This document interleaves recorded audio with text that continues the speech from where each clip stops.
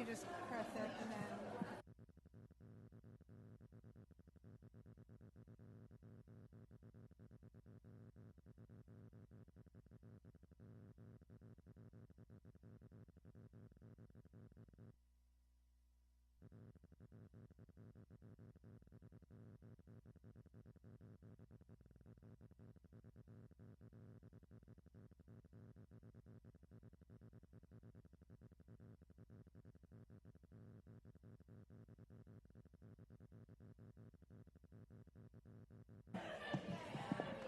Good evening. Could I have your attention, please?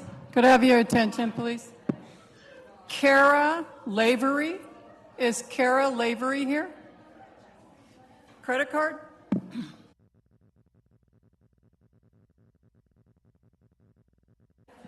want a prize? You got your credit card. Thank you for buying all the wonderful snacks outside.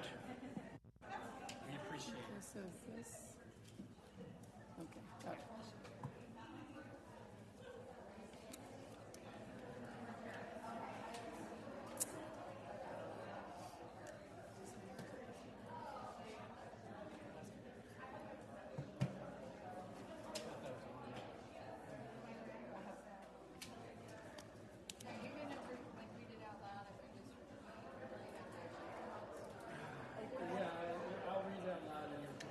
We're going to go down to we'll go down. I'm just going to read the whole thing and you just have to recite from memory. When I was first sworn in, I was like, good thing I did the legal ceremony.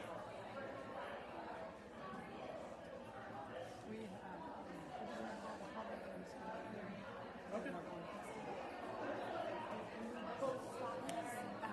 Jerry's last name. Caius. Let me go see him.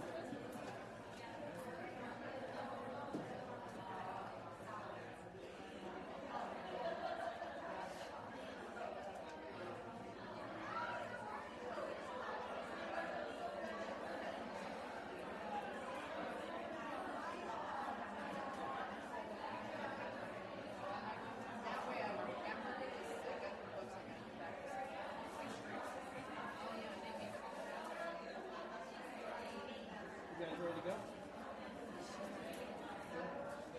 Kate's teacher is not here. A teacher is not here? Yeah. Did she?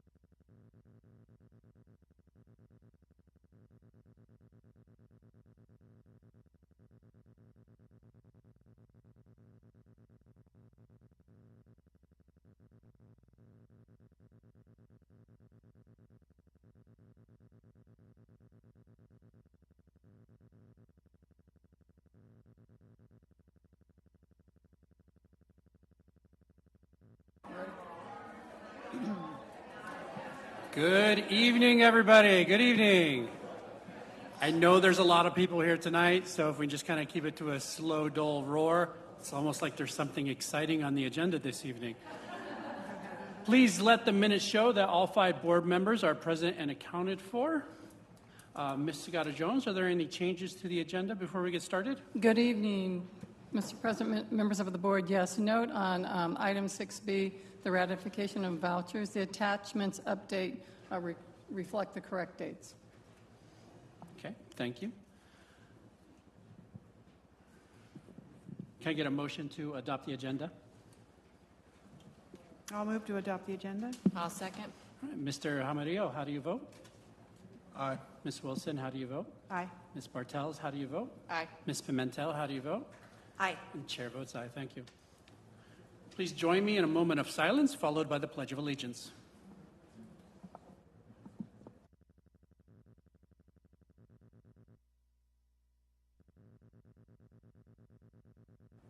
Please rise.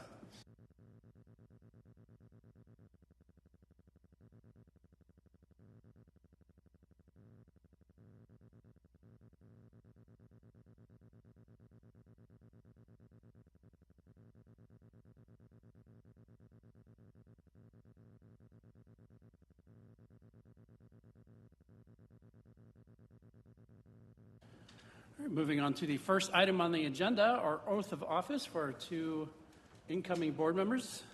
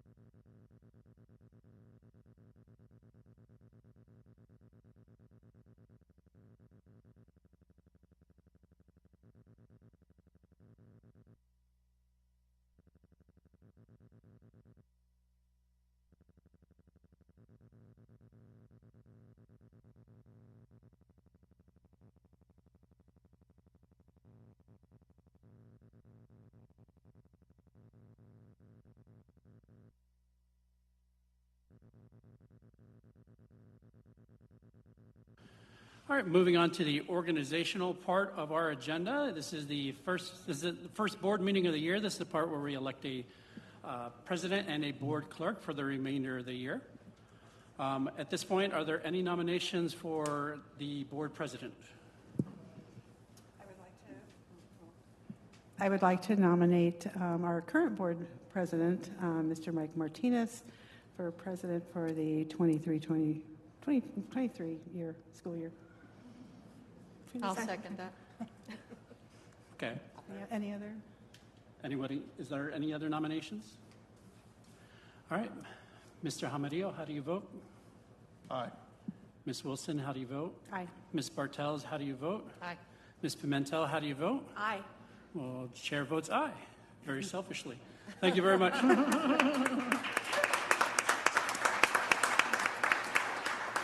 I look forward to another fun year ruling with an iron fist. All right, moving on to our board clerk. Are there any nominations for the position of board clerk? Mr. I'll President, I'd volunteer like to if anybody nominate wants Brenda to. Bartels. Oh, there you go. I'll second. Are there any other nominations? All right. Mr. Hamadio, how do you vote? Aye. Wilson, how do you vote? Aye. Ms. Bartels, how do you vote? Aye. Ms. Pimentel, how do you vote? Aye. And the chair votes aye. Ms. Bartels, come have a seat next to me. Really? We don't have to switch. It's only the president I that ever has demand to. it.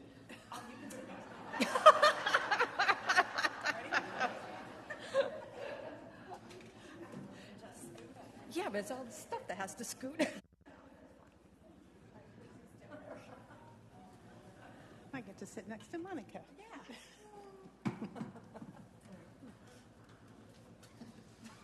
Get the,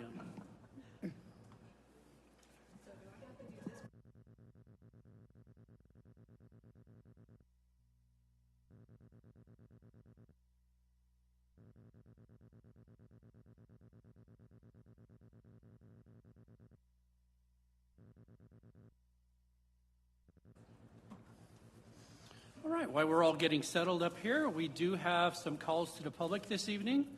So before we get started here, please let me address you and give you the public content guidelines. The public is invited to address the board on any issue within its jurisdiction, subject to reasonable time, place, and manner restrictions. Governing board members are not permitted to discuss or take legal action on matters raised during open call to the public unless the matters are properly noticed for discussion and legal action. However, the law permits board members to do the following at the conclusion of open call to the public. A, respond to criticism made by those who have addressed the board. B, ask staff to review a matter. Or C, ask that a matter be put on a future agenda. Those wishing to address the board should complete a call to the public form and submit it to the board secretary prior to the start of the meeting. Each speaker will be provided 3 minutes to address the board unless provided other direction by the board. At the outset of the speaker's remark, the speaker should state his or her name. All right. First on the list, Miss Brittany Lawler. Hi, so my name is Brittany Lawler, and I'm addressing you today both personally as a citizen of Glendale and as a volunteer coordinator for the hometown Christmas parade that happened in Glendale about a month or so ago. To give you just a little bit of backstory about why I'm here for both of those reasons, we had about 40 volunteers from an organization that did not show up on the morning of the parade. And Sarah Smith is the other volunteer coordinator and has been for a couple of years. And so since this was my first year, I called her in a panic because she was walking in the parade with the float that the Glendale Elementary School District did. And so I called her and asked what I should do, and she said, give me a minute, I'll call you right back. So I waited for her to call me back, and sure enough, a couple minutes later, she said, where do you need parade marshals? And I was like, what miracle are you sending me, Sarah? And so 5 to 10 minutes later, before the parade started, she sent administrators and principals from the parade float that she was on.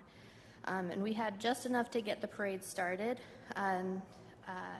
but we were going to be sunk without the help that we got. So since the parade marshals really are the ones who organize the flow of the traffic in the parade and also make sure that things are running smoothly throughout the parade, it's a very crucial role. So again, about 10 minutes after the parade officially began, we had administrators from GESD show up and abandon their own float to save us from sinking. And it's really a huge help to us. And I remember thinking that day how appropriate it is that the educators stepped in to save us and did the work of 2 people when they were stepping in for 40 people. I wanted just to take the time again, both personally and as the volunteer coordinator, come and publicly say thank you to those administrators and principals specifically, but just in general, educators as a whole, because educators really are the people that go out and see a need and fill it immediately. And I have a letter from the parade committee that I'd like to read that is signed by our parade chair and as well as the mayor of Glendale. It says, Dear administrators, speaking on behalf of the entire parade planning committee, thank you for your tremendous support of this year's parade. In addition to preparing and staffing a float for the parade, we sincerely appreciate your willingness to leave your float just before the start of the parade to become parade marshals. Your willingness to take on these additional duties demonstrated a spirit of giving that is part of what the Hometown Christmas Parade is all about, giving back to the community. Thank you again for your help, and we look forward to seeing you next year. And again, I just wanted to come as a volunteer coordinator, but also just really as a grateful citizen.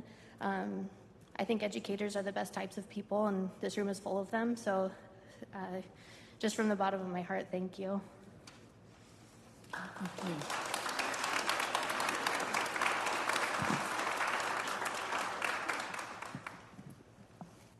right, thank you.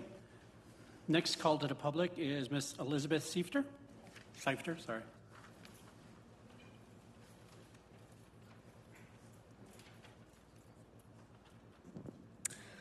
Good evening, Superintendent Sagata-Jones, Mr. President, and members of the board. My name is Elizabeth Seifter, and I've been a middle school social studies teacher in our district for 8 years, and I currently serve as the president of GEA. It is my understanding that tonight there is an action item that involves salaries and raises for the 2023-2024 school year. The Glendale Education Association has been an advocate and an extremely supportive of any measure that increases pay and salaries for all staff members of our district. However, we would like to raise some questions about the process and look forward to hearing more details about the proposal. First, I'd also like to mention that I'm a proud member of our Mean Confer team.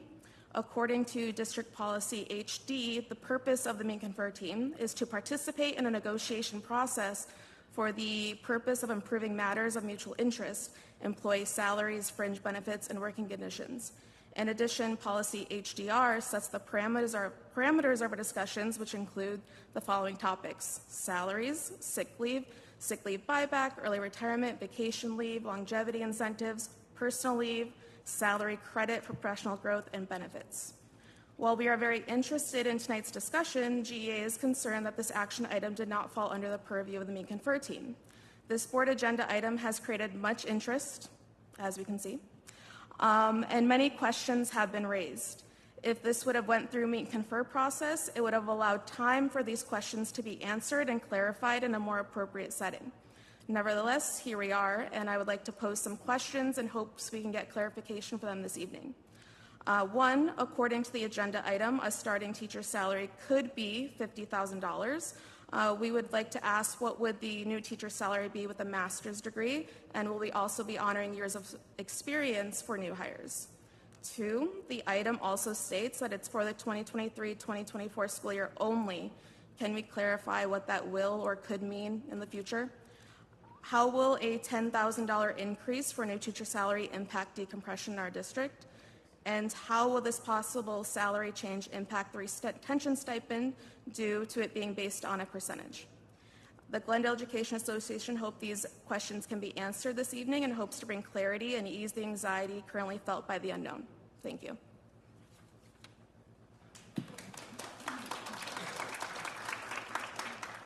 All right, thank you. Next is Miss Ashley Ortiz.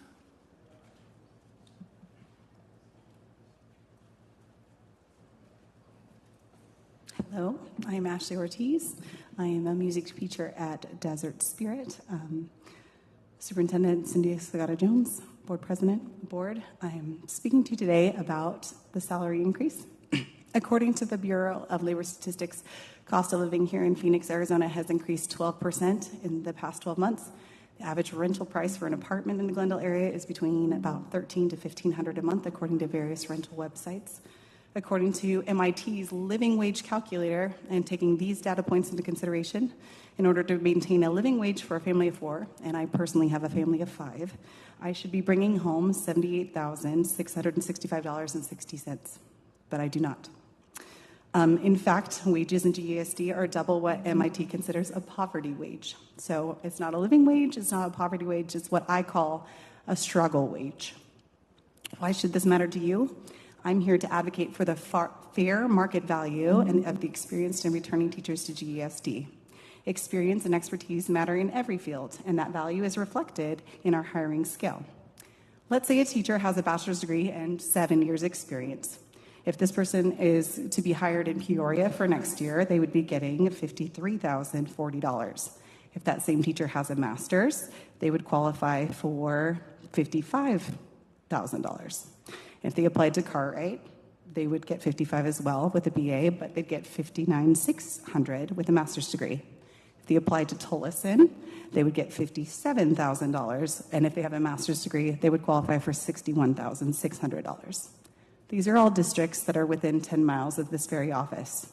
And there are 9,600 certified teaching positions that are open and vacant right now. So there is literally an empty classroom that is waiting for each one of your veteran teachers. We are here tonight not because we oppose raising the hiring scale. Clearly, there is need to attract people to this profession. And I believe a 25% increase in the rate of hire reflects a current fair market value for educators in our area. But I'm hoping that tonight, your action to approve salaries for returning teachers also reflects market study, that our collective experience and commitment as veteran returning teachers to GASD will be based on fair market value by providing significant raises and decompression for teachers across the board. I also ask that you do so in a timely fashion so we can make informed decisions about whether or not to sign our contracts for next year. Thank you.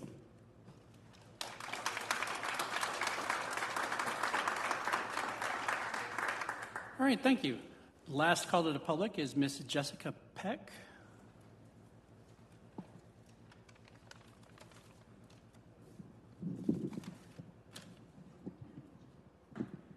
Good evening, Superintendent Sagata-Jones, Board President, and all of our board members.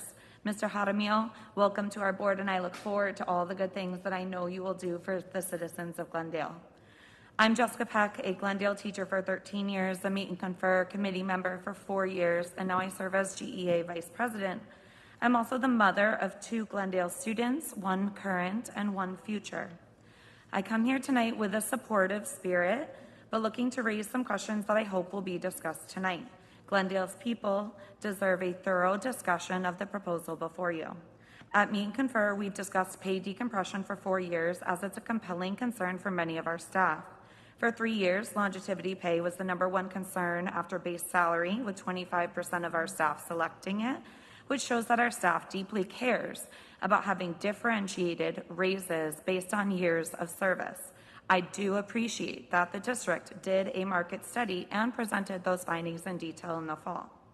However, the specifics of the proposal before you hasn't been published online nor shared in any stakeholder groups, including Meet and Confer. Given that our committee is supposed to make recommendations about salaries, I hope tonight you will discuss how this proposal was created outside of that decision-making process. While I understand the urgency of the proposal, I share the urgency of the proposal, and I would love for it to be approved before contracts.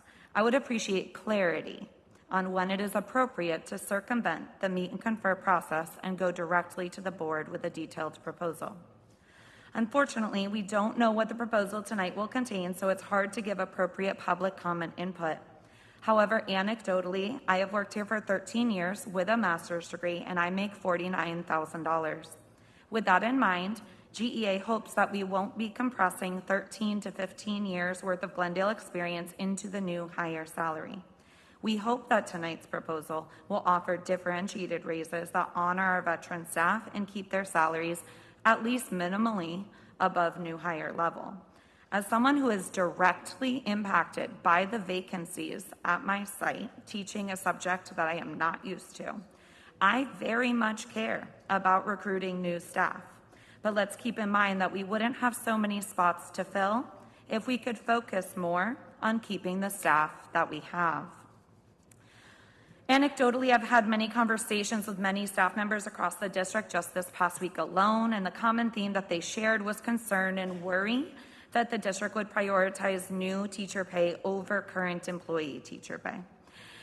This concern may have been due to the lack of information since it didn't go to Meet and Confer. Many people asked me questions and I had no answers for them except come to the board meeting and we'll find out. Many shared with me that if new hires would be making the same exact amount as 15-year veteran staff, they would feel very disrespected and they could consider leaving the district. I know that we have a shared goal of keeping our employees and I look forward to a vigorous discussion. Thank you.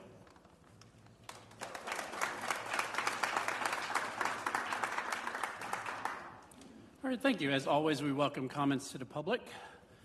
Moving on in our agenda, the special recognition, Ms. Sagata-Jones. Yes, President Martinez, members of the board. At this time, we are going to change the orders. We're going to go into B, and we're going to do just because. So if you'll join me down on the floor.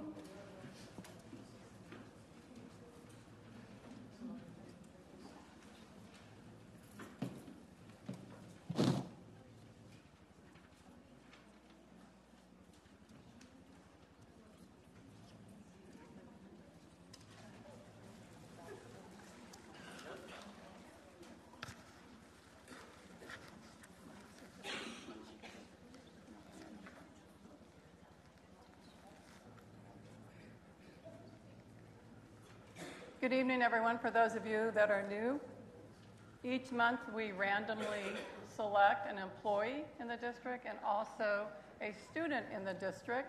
And we just want to say just because to our employee and to our student for choosing Glendale Elementary School District. And we're happy that you're a part of this wonderful organization. This month, we are proud to announce that the staff member is a teacher, Maria Segura. She's an art teacher at Burton School. And Maria, would you come on up?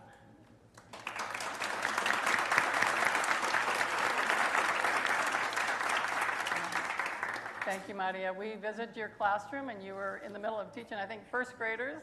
And so it was quite a moment for you and for the staff. And again, Maria, thank you for everything that you do here.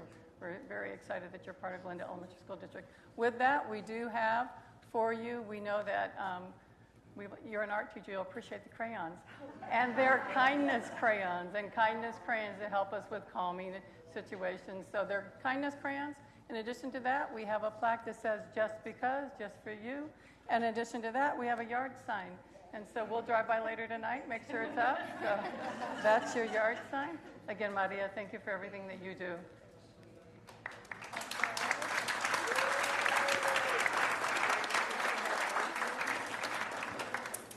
Can I have Burton come up? Kate, you're here. Jeff, you're here. Any staff members from Burton are here? Please come up and join and celebrate with Maria.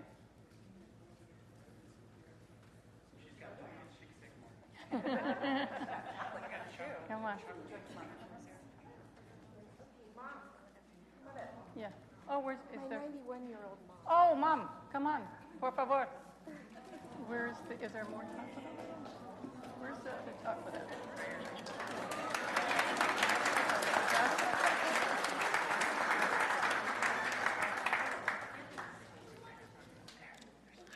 Hi, come on up. Mucho gusto, señora. All right, here's the chocolate. Keep close, and we got everybody? Got everybody?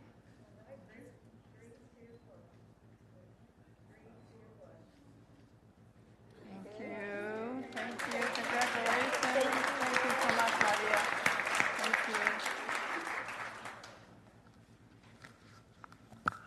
And this next one, we're going to do a little bit different. I'm going to let Miss Bartels do the just because, and she'll tell you why she's doing that. So last week, as I was scrolling through our social media pages, I saw my daughter-in-law's mini-me looking back at me. And I took the picture, sent it to Jessica, who is the big sister of Estefania Rivera. And she is our just because, and I'm very proud to know her. Guys, come on up. Come on up.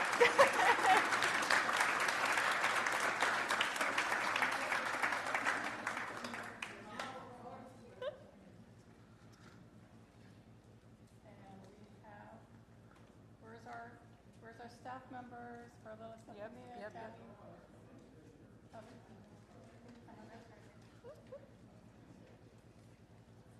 Now, also, I shared the link, so David and Jessica should be watching right now if you want to wave to them. We're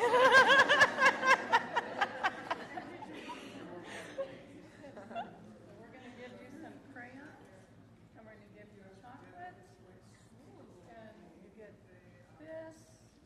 And I think Ms. Bartels wanted This is the important here. I'll give this to you. wanted to ask you what you did with your money. What did you do with your money? With your gift card? You went shopping. What did you get? A jacket? 1 dozen eggs. And a new backpack? All right. That's exciting. Yeah, your sister sent me that picture. She's like, she went shopping.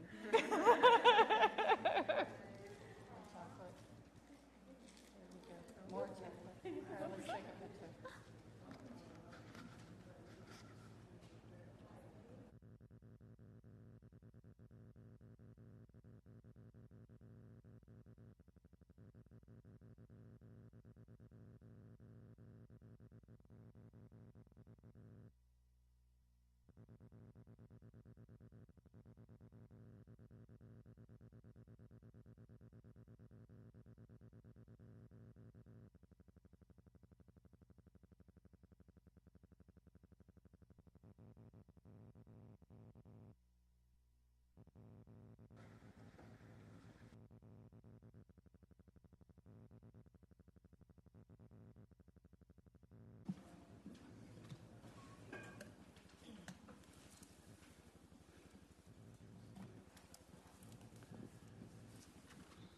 giving away stuff for free is always one of the perks of the job.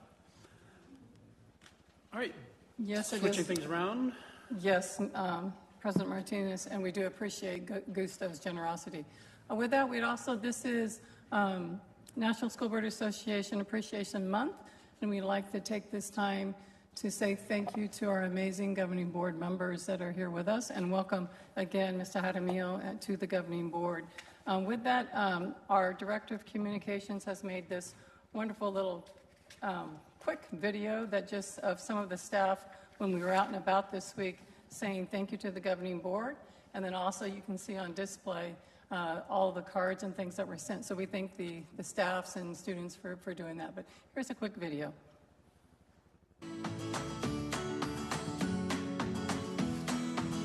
Thank you, governing board. We appreciate you. Be sure. We appreciate you, governing board.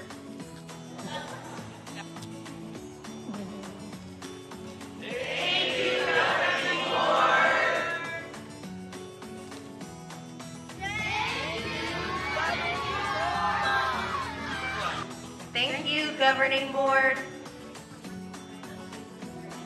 Governing board, thank you for your support. We appreciate everything you do for us. Muchas gracias.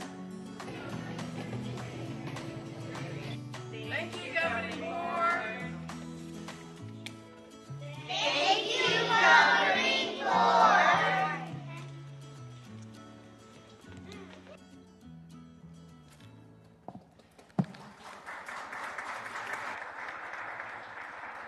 At this time also, could I have the board join me down?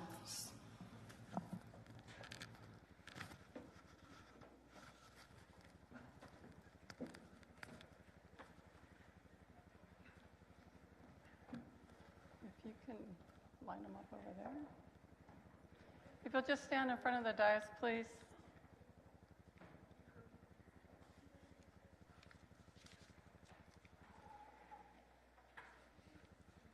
As your proud superintendent, it's always my honor to serve as your superintendent. Could not do this work without your support, and I appreciate your dedication and your commitment to this district, always making decisions in the best interest of our students and our communities.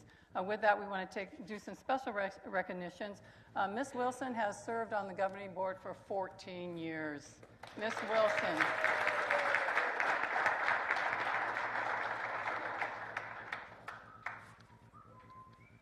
Ms. Wilson, we have something for you. For the little ones.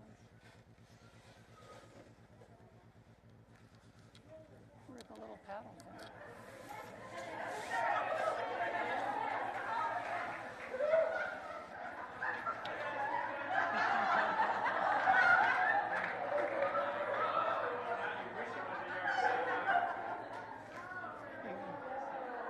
Here you go, Ms. Wilson.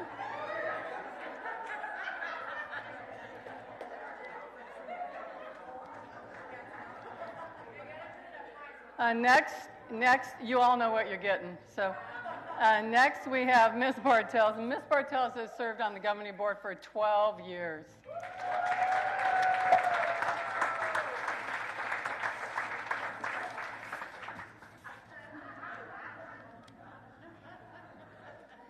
There you go. There you go. We do expect these to be displayed in your yards tonight. So.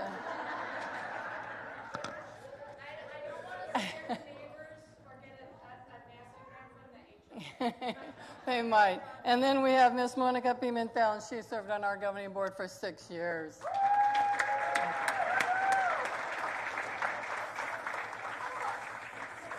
Monica, you have a lot of hair, so yours is big. But I can say you rock the big hair. So there you go. All right.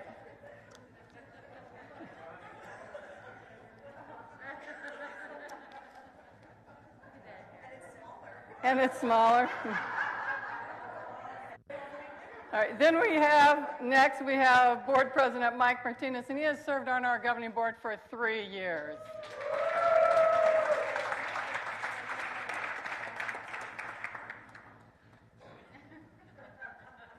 I'm taking this to work. I bet you are. So I'm going on vacation next week. My staff knows that I'm always watching them. And then we have Mr. Jaramillo. You have served on the governing board for about 34 minutes. So.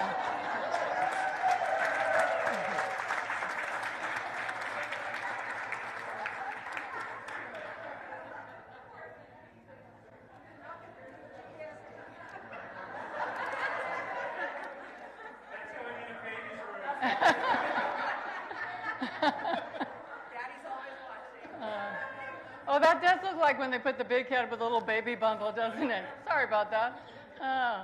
Again, the governing board, you are an integral part of this wonderful GSD family, and I can't thank you enough for the work that you do.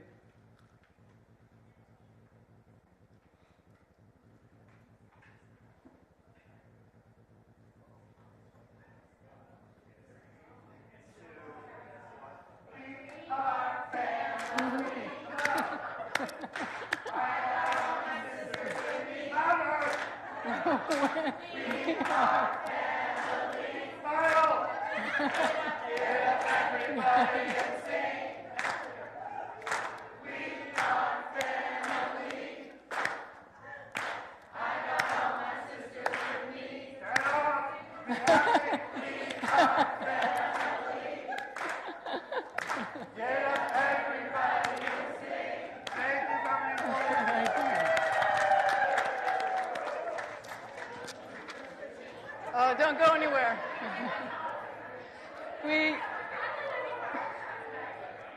I want to thank Dr. GPI. We had a little problem with copyright, so we couldn't really play the song for you because we didn't want to violate anything.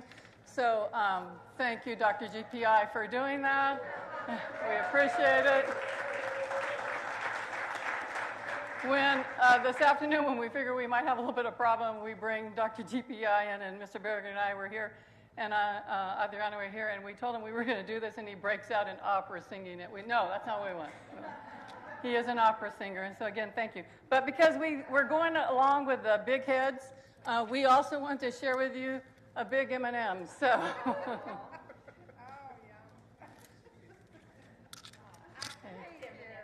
There you go.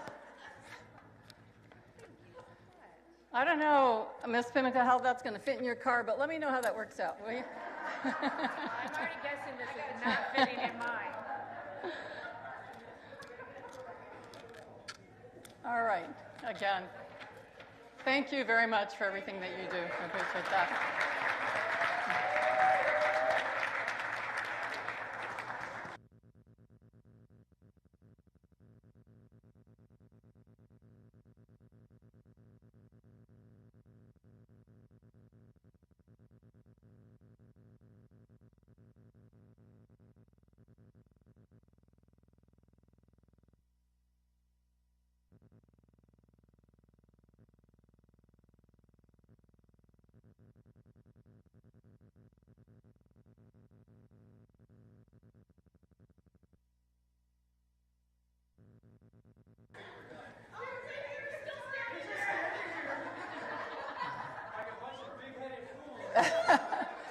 We're going to see how long you'd stand there.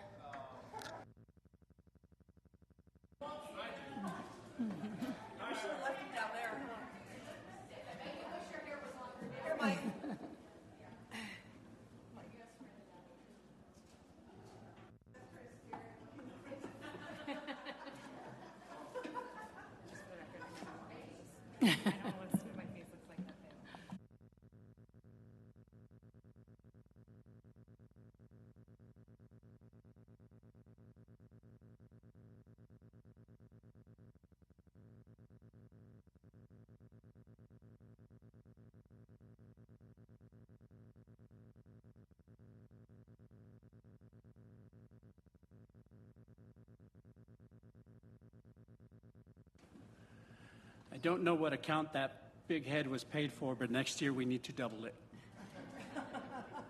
That was awesome. Thank you. Okay, moving on to business on the consent agenda. Are there any items that any board members would like to have pulled for discussion on the consent agenda this evening? Okay, hearing none, is there a motion to adopt the consent agenda? I'll move to adopt the consent agenda. Second. All right, Mr. Jaramillo, how do you vote? Aye.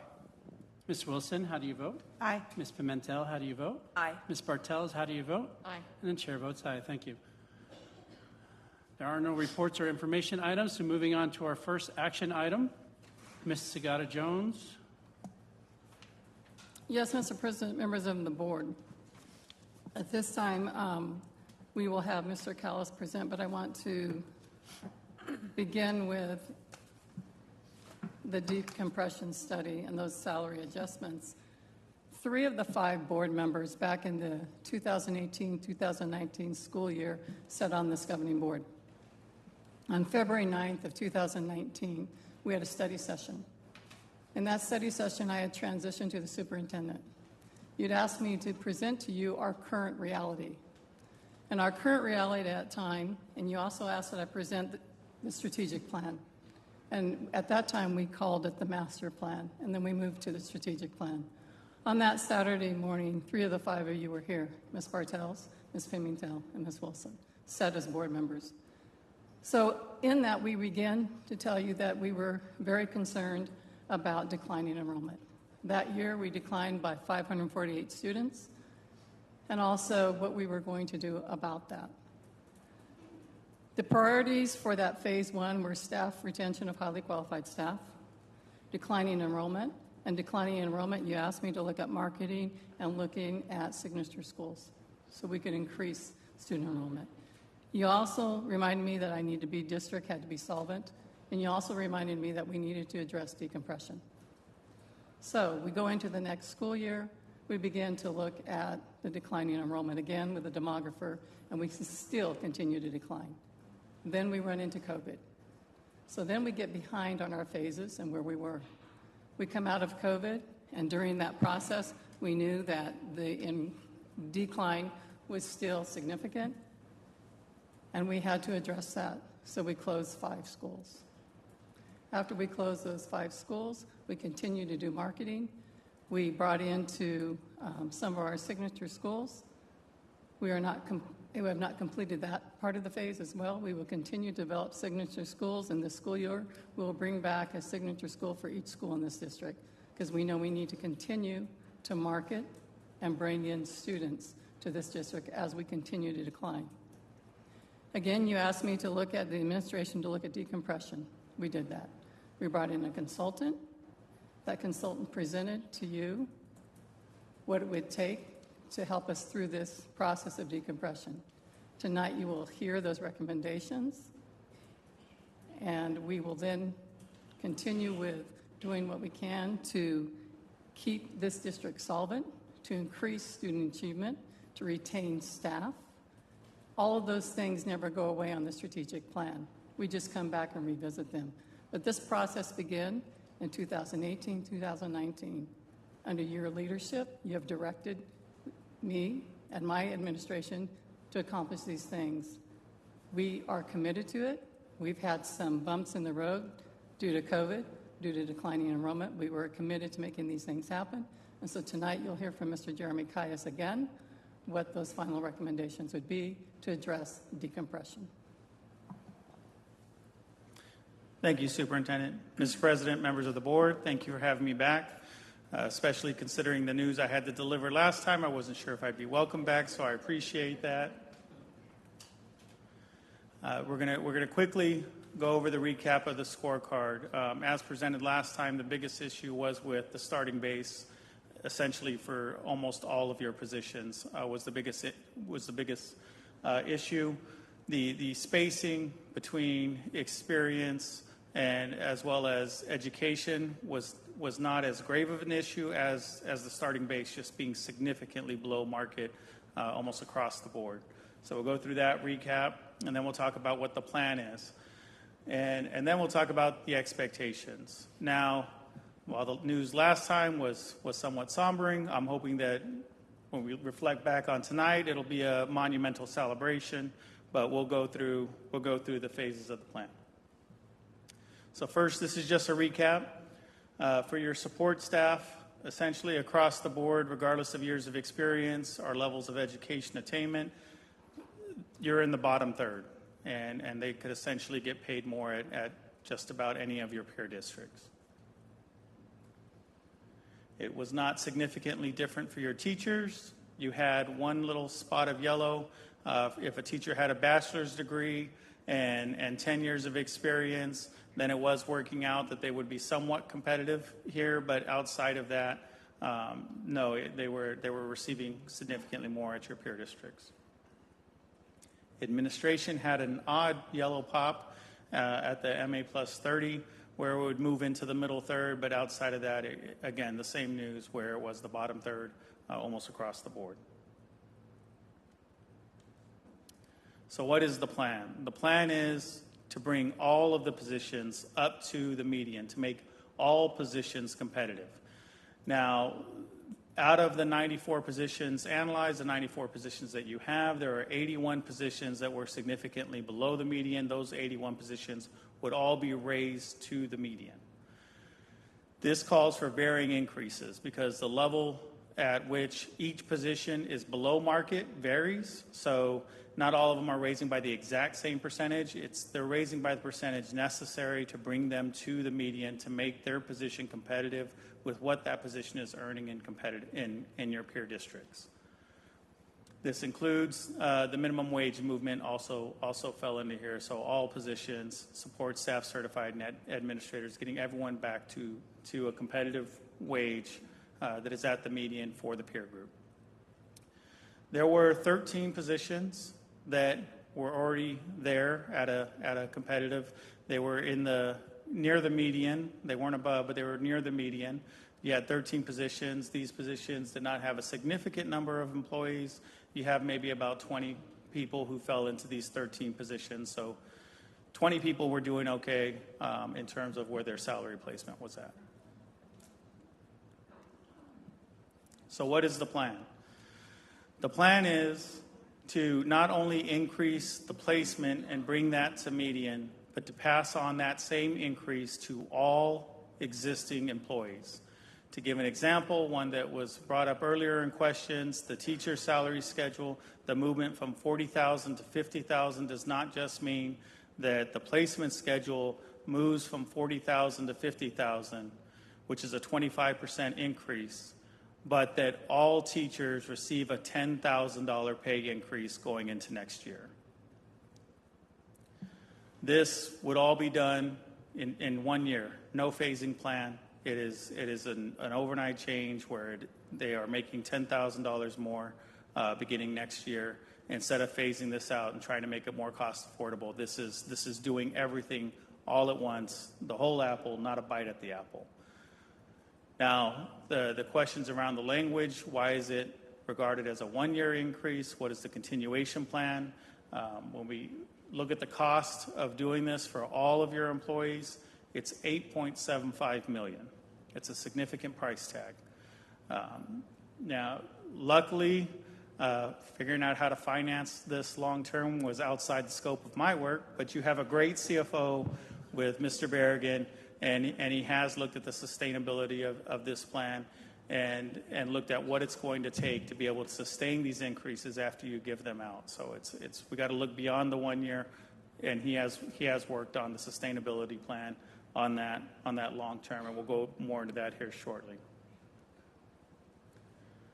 When this is done, when all of these increases are implemented, if I am invited back for another return, I would give you some new scorecards, and the expectation on those scorecards would be that now all those squares will turn to yellow and green, that you'll be competitive across the board on all of your positions with both the placement for new employees along with all of your returning employees, that you're going to get back to being competitive once again. Now, this is dependent on peer movement. You've heard some numbers shared earlier about what has happened out there in some districts that are within close proximity to the district. I'll tell you that even last night, Tolleson Elementary has moved their teacher pay over $50,000. It was one thing to see it at Litchfield and Kyrene. It's another thing when we hear Tolleson doing it. And of course, Some of the union high school districts like Tolleson Union, Agua Fria Union have gotten over 50. But you still have a lot of districts who are low 40s, mid 40s. So you would pass up a lot of districts. And again, this is not to make you the highest paid in the state. This is to make you competitive. This gets you competitive to where now you are there and you're offering competitive salaries with the rest of the districts that are out there. Whoops. I'll go back on the continuation plan. I just want to point out a little bit more on that continuation plan. A lot of this is being funded with some one-time funds are going into this plan. So the district is going to need to increase the revenues that are coming in order to sustain this plan. And not only that, but to sustain the plan and to help move the plan forward in future years. So it is going to take a significant increase on incoming revenues. That's going to call on the board, calling for help from the community. And, just as your first presentation was about the educators helping the community so the parade can go on, well, now the community needs to return the favor and help the educators so that parade can go on with sustaining these raises and taking care of your employees. So that will call for election. That is going to be some work that your CFO will share with you about what the plan is going from now to November to make sure that this isn't just a one-time deal, that this is actually continued down the line. It is and I don't want to give anybody a big head. Apparently that's been done enough around here. But this is a very bold and courageous plan. I do want to, acknowledge that both the board, the superintendent, the administration, to look at doing all of this as they just take on the whole apple instead of a bite at the apple. This is a very courageous plan. And again, with the community support, I believe this is the right direction to go. You can take care of your employees and you will have that sustainability once the community comes forward to support you and provide that for you. When we talk about some of the other increases that are out there, typically, with compression, you had compression in multiple facets. So you not only had compression within each position, you had compression of positions as all the grades were collapsed, and that was shared in my first presentation where I showed what happened with all the grades, especially on the classified. But then you also had compression across the different employee types, across different bands. There was a lot of different forms of compression within your salaries. This is going to address most, but not all of that. So where compression has existed within a position, by giving everybody the same $10,000, it does not further that problem, which seemed to be a concern that maybe there was going to be further compression created by this plan. There will not be any further compression created by this plan. But within the position, when everybody receives the same dollar amount movement, it means that it's also not decompressing within that position. Now, where you've seen compression across positions, where once upon a time, a supervisor actually made more than the person they were supervising, but now they're placed the same because everything's been condensed to the minimum wage, those gaps will now reestablish. They will reestablish because based on market, a supervisor should make more than the person they're supervising. And so the market shows that, and those market movements will now decompress the compression that's been between positions. So I just want to set the expectation that yes, if anybody was to look at this monumental lift and try to think about how it could have been more perfect, absolutely there are ways to find ways that it could have been more perfect with more money. But this is addressing a lot of the issues. It's not a complete solution that will address every possible issue that would exist. The other thing with it being market increases, that means for those 20 people who were being competitively paid, they would receive a 2% increase, right? So you're going to have 20 people who are going to receive a 2% increase. Teachers are getting 25% when you compare on the base. It represents the $10,000 represents 25% of the base. Now, if you're an $80,000 teacher, you'd say, well, that's only a 12.5% raise for me. Yes, but it represents 25% of the base. And so when you're doing those comparisons of, okay, these 20 people got a 2% raise and the teachers got a 25% raise, yes, there is going to be that distinction. That's what happens with market studies, is that it's market-driven, and so you're going to have varying raises based on that. And everybody else kind of falls in between. I believe your SLPAs, speech-language pathologist assistants, were the ones who were furthest off the market. They were 43%. It's a 43% adjustment on your SLPAs, and that's a 43% of the base. A little over $7 an hour to move on your SLPAs. That was the greatest. And again, the low end of the whole spectrum is the 2% for the 20 employees who right now have a competitive wage. But with that, I'll open it up for any questions.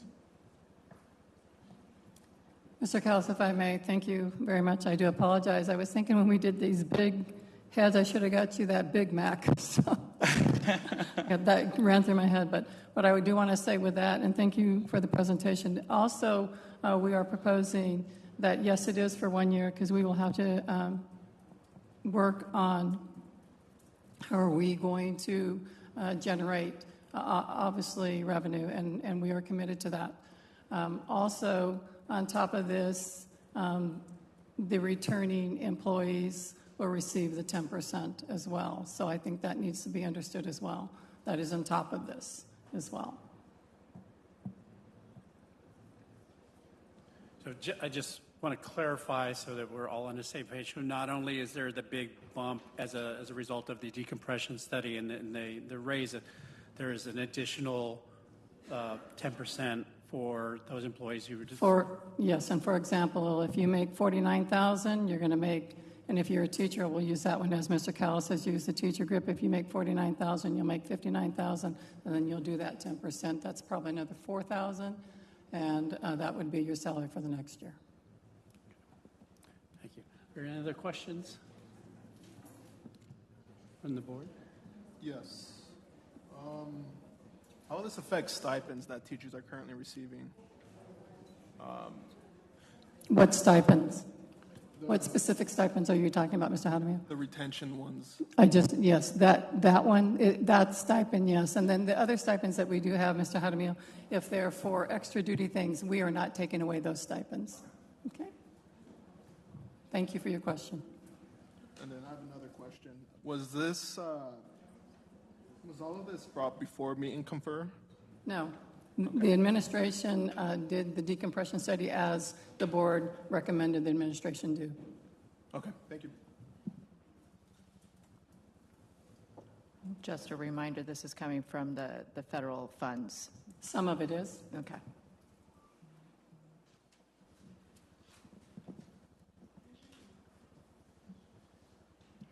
You know, I think it's scary to think that it's only for a year, but this is done in good faith, and I think it's, I just want to thank you for, going out on a limb like this.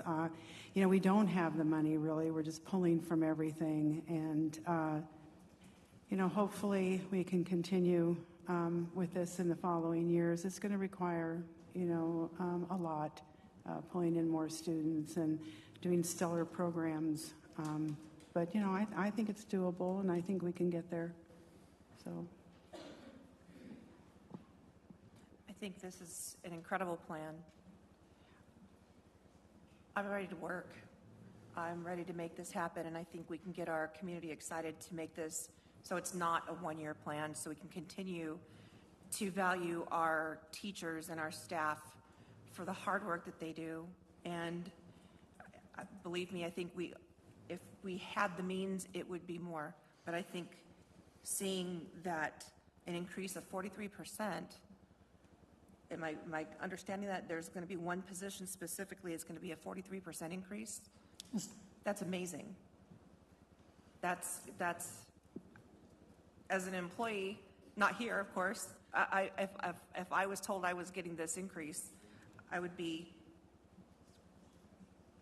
hatching my chickens already, for lack of a better term. But everyone really deserves this, and I'm ready to put in the work to make sure it happens, work with the community.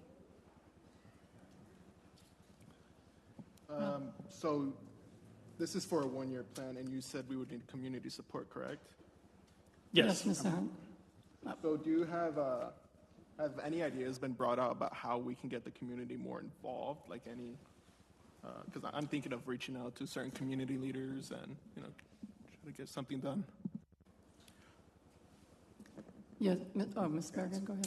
Mr. President, members of the board, in previous presentations, specifically around the budget discussions, our newest board member, one of the things that I always have are our final thoughts, and one of those things that we're specifically referring to is there a need to ask our voters for an extension of the M&O override that's about to expire, or expire and then reduce by a third, so you'd be losing $3 million if the voters don't extend it.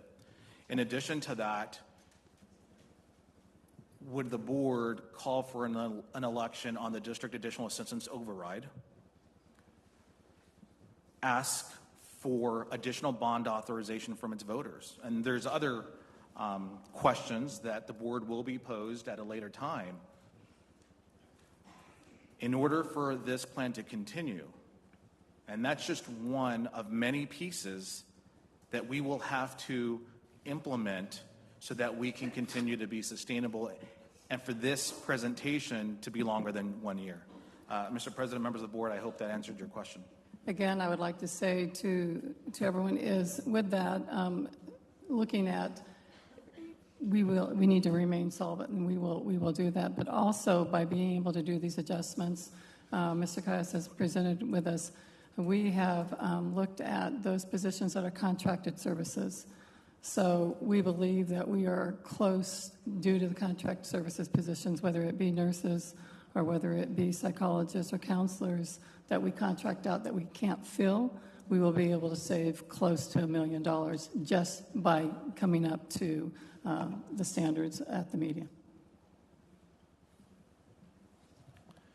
So there's still a lot of work to be done, but I think we at least got our foot in the door, at least given a plan to have the first year in place, build us that time, because we know we're going to have to go out for that bond, we're going to have to go out for that override at some point, because that immediately starts reducing the money that we can spend if we're not able to extend that.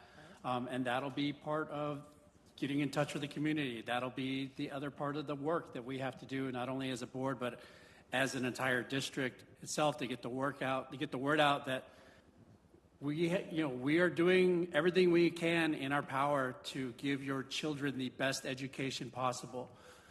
And in order to do that, we need support from our community to come back out. And it's going to be, it's going to be more than just floats out in the parade, which was awesome. It was the best float. Don't get me wrong. But it'll be out there, kissing hands and shaking. I say that backwards, huh?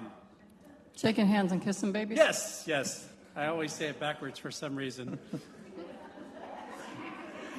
So there is a lot of work to be done. And for those of you that were here when Mr. Kayas presented the original decompression study, you could have heard a pin drop in here. It was that bad. And every single board member up here says, we need to do something. And then while everybody was out enjoying Christmas break and eating tamales and ham and spending time with family, people were thinking of ways and searching couch cushions in every office within the school district to come up with $8.75 million. So thank you to all your administration. Thank you for coming up with a plan to get us started. We knew we needed to do something because doing nothing wasn't working. So I think this is a step in the right direction, and I look forward to the next steps that we have once those plans that are in place and presented to us, so we can make sure that we can lock that down for future years, because 1 year is great, 5 years is better. So thank you. Are there any other questions or comments? So, Mr. President, members of the board, it is recommended the governing board approve a raise of salaries and hourly wages for all current employees and employees hired by June 30th, 2023 for the 23-24 school year only, as recommended by the completed market study, and to increase starting teacher salary to $50,000 for all 23-24 year only, as recommended by the completed market study, and to give the administration authority for placement of new hires for the 23-24 year only, as recommended by the complete market study. Is there a motion to approve? I'll motion to approve. That's a mouthful, so As stated. thank you, as stated. Is there a second? I will second. Mr. Hamadio, how do you vote? Aye. Miss Wilson, how do you vote? Aye. Ms. Pimentel, how do you vote? Aye. Ms. Bartels, how do you vote? Aye. And the chair votes absolutely yes. Thank you very much.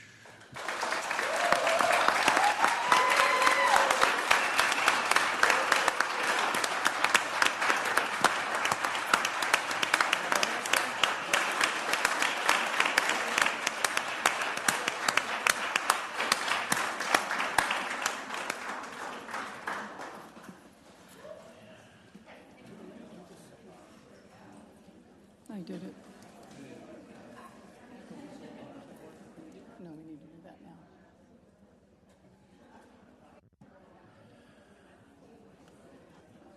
now. Okay, moving on, the next action item on the agenda, the Appeal of School Facilities Oversight Board for denial of capital funding requests. Ms. Sagata-Jones? Yes, Mr. Bergen will do his presentation this time.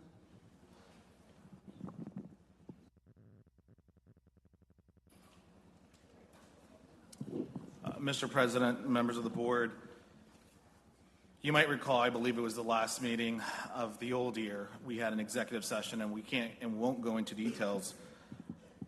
But the staff did present and requested the School Facilities Oversight Board to replace some of our schools. They denied that request, and this allows us to challenge that decision. And the recommendation before you is to allow the superintendent or her designee the ability to move forward and continue to advocate for our students and our staff and our community. Mr. President, members of the board, with that, I'm happy to answer any questions that you may have. Well, I'd like to remind everybody that if we can actually get the School Facilities Oversight Board to do their job, that actually frees up a lot of bond dollars that we're trying to raise in order to rebuild those buildings. Are there any questions? All right, with that, is there a motion to adopt? I'll make a motion to approve action item 8B. Is there a second? All right. Mr. Hamadio, how do you vote? Aye. Ms. Wilson, how do you vote? Aye. Ms. Pimentel, how do you vote? Aye. Ms. Bartels, how do you vote? Aye. And the chair votes aye. Fight the good fight, Mr. Berrigan. Thank you. All right, moving on, the revised 2022-2023 School Facilities Board Capital Plan. Mr. President, members of the board, in working with the School Facilities Oversight Board, one of the things that they asked is that we make some revisions to the capital plan that you approved in or around August, maybe even September of last year. And in that request, we did have the formal request of having Jack, Menz, and Smith being replaced. One of the things they asked me to add is the Media Center at Landmark. And so we made some changes to include that, as well as some other building, adding buildings to that report. And so when they voted last month to approve and replace the Media Center, they made it contingent upon you approving that revised plan.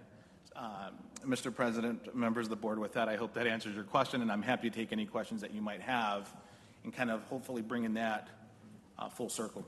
All right, are there any questions? So it's basically just a formality for them.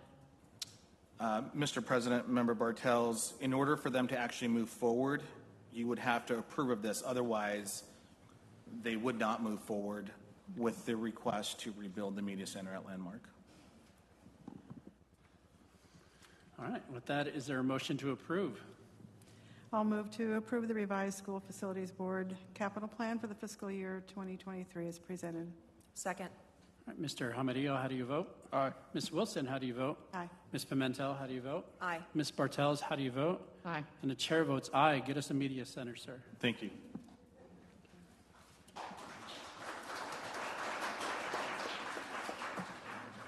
All right, moving on, the future meetings and events. Ms. Sagata-Jones, what's coming up?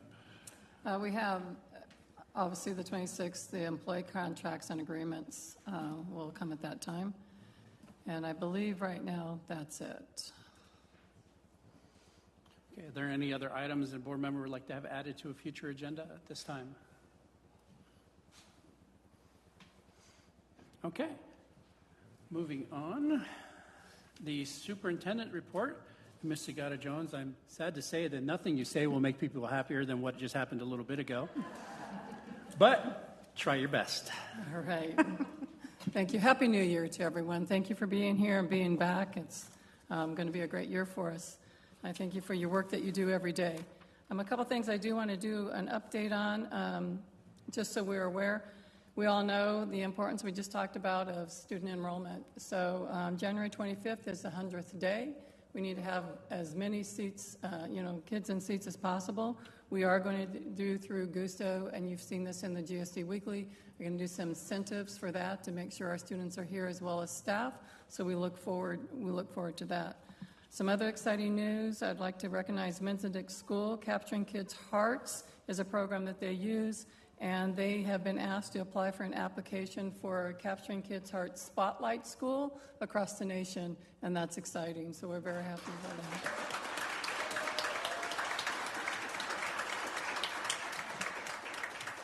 As we get ready for Super Bowl 52, our students have been really able to participate in some of those events that the city has included us in. Yesterday we attended Challenger, and we don't select the schools.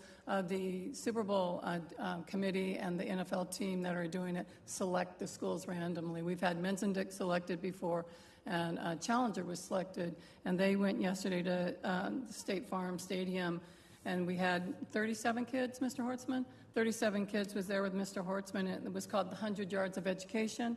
They had the honor of hearing retired Larry Fitzgerald speak to the students, and then they had to spend the afternoon doing a bunch of STEAM activities and learning about STEAM. So it was a great experience for the kids, and Mr. Horstman was there, and thank you for that.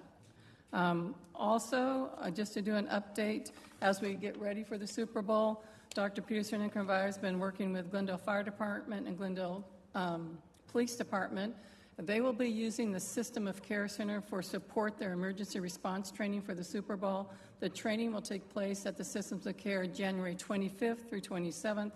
I believe there'll be fire trucks and police cars in that facility, and that's where they're going to do their training. So we will get that out to the community, because it would be a concern to the community about why do we see all these police cars and fire trucks there. But that's where they've asked to do their training for the Super Bowl. So that's going on. Also, speaking of systems of care, in the upcoming weeks, you saw that in the board update from Dr. Lafitte, Open Hearts, Southwest Behavioral, and Resilient Health are beginning their services there. Each provider has specific specialty within mental health sphere, and they'll be able to be available to anyone that doesn't have insurance or access. They have waivers to help for mental health, so we're excited about that partnership. And I can't thank Mr. Parcells and Dr. Lafitte so much for your team and your work that you're doing with that system of care. It's great for this community. Yesterday we had the St. Mary's food drive. We run out of food, but we're working hard to still get more food. So that's really critical for our community. And then again, thank you to the artwork. That's beautiful artwork that is displayed by Discovery and Landmark School. And then just one more update, even though I do want to state that publicly, and it's been in your updates. And I sent it to you, that the ruling came last Friday to vacate the capital lawsuit, and March 17th we'll have a summary of status at that time. So I just want to make sure we were aware of that as well. Other than that, I appreciate the work of the staff members. Again, governing board, you're an amazing governing board. Mr. Jaramillo, we welcome you. We look forward to your input on these decisions and helping us to do great things for the students in this district. And again, thank you so much for your work. It's your special day. Enjoy it. It's your special month, and we do appreciate you. Please know that. All right, thank you. Normally, we start at the end and work our way this way, but this is your first time sitting up here, so I won't make you go through that process to be the first person to speak. So, Ms. Bartels, we will go ahead and start with you, and we'll work our way down. Okay. I just want to say welcome back, everybody. And then I did notice a lot of wonderful events coming up in the next few months, and I am excited to attend as many of them as possible. It's always great to showcase our kids as well as the teachers behind those kids. Just hang in there. We'll get through this year. We'll get into the next year. Thank you. Thank you. Ms. Pimentel. I would like to also welcome everybody back. I would like to recognize a few people I see in the audience. We have some of our community members who we're going to need your help. Mr. Paredes and Mr. Avila, I thank you for being here tonight. I know you're here to support our new board member, but we're going to need your help, so hang tight with us. I'd also like to recognize the newest grandmother that I see in the audience, Glamma. I got to meet her beautiful granddaughter, and so I'd like to say congratulations to you as well. I'd like to tell Mr. Jaramillo, welcome to the Big Head Club. And that goes in a lot of different ways. And I'm really proud of the system of care. With every dark cloud, there's a silver lining, and this is one heck of a silver lining that we have in our district. So for everyone putting in their work, thank you so much. This is something that I get questioned on about quite often, and from community members, from other board members across the state, and I think this is something that's really going to, it's coming to fruition slowly but surely, and everything good takes time, so thank you for that. All right, thank you. Ms. Wilson. Well, first of all, my heartfelt thank you to all of you for your appreciation in the work that we do here on the board. Thanks for the goodies, the big heads, and the students, thank you for the cards. I did get a chance to go over there when I first got here and looked at some of them, and they were really, some of them were really different, and yeah, they were really artistic, and you know, they really touched my heart. Welcome to our newest board member. I know he's going to be great, and just welcome back to everybody, and I hope you have a great year. I know my grandkids were really anxious to come back, and looked like there was a lot of energy there, so welcome back to everybody. All right, Mr. Jaramillo. Just thank you, everyone, for making me feel so welcomed. I want to thank Elizabeth Seifter, Jessica, GAA for your support, my sister, Haley, Emilio, Pedro, I see you, Anna. Just thank you all for being here and making me feel welcomed. And everyone else, I know there's a quiz at the end with names, and I'm going to fail it. But I also wanted to share that I'm working with a group that's trying to pass free school meals for all kids, K through 12. It'll help the districts a lot in the state, and I'm working with legislators, community leaders, and other school board members from other districts. So be on the lookout for that. Thank you.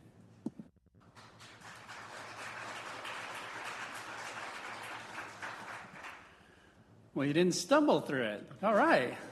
Good job, Hector. All right. As for myself, again, Happy New Year, everybody. You have about 2 more weeks that you can get away with writing 2022 instead of 2023 on everything. After that, you're on your own. Other than that, again, thank you to the administration for bringing us that plan as before. I know we had a lot of people that were in the audience today and probably record YouTube attendance online to kind of see what was going to go on down today. There were some questions that came out during Call to the Public. I hope all those questions and those items were to have a better understanding of what's going on at this point. I know more information is coming, so I'm very excited for all of you. I am one of the 5 people in this room that do not get paid to be here. So trust me, I'm very excited that you get money and we do not for sitting up here. So that is you all. got a big head. I do have a big head and some M&Ms. Mike Martinez. All right. With that being said, is there a motion to adjourn? I'll move to adjourn. I'll second. All those in favor? Aye. Aye. Have a great evening, everyone.